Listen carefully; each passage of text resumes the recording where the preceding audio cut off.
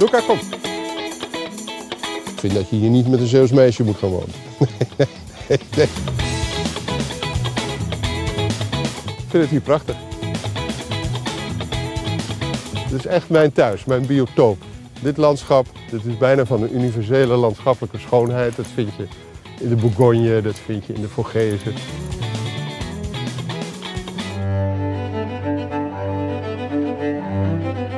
Als ik word aangevuurd, aangespoord, als de ideeën over elkaar heen rollen en ik heb er een bijdrage in, heerlijk.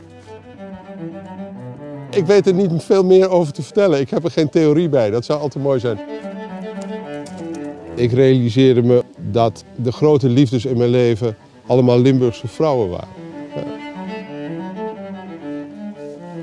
Ik vind dat je hier niet met een Zeeuws meisje moet gaan wonen. Het slaat nergens op. Nee, als je dan toch in Limburg woont, dan ja. Hallo. Ik vind het meisje leuker dan de hond.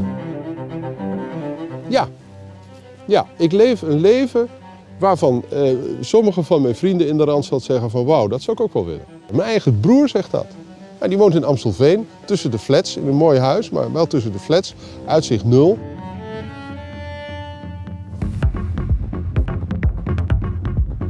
Het tempo van leven. Je hebt hier wel de dynamiek, maar niet de hectiek zeg maar, van de Randstad. Tegen het decor van het landschap wat hier is.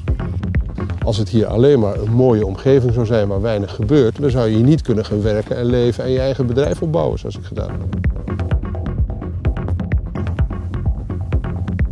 Ja, passie voor het leven. Vurig genieten van alles wat het leven te bieden heeft. Er echt ingaan.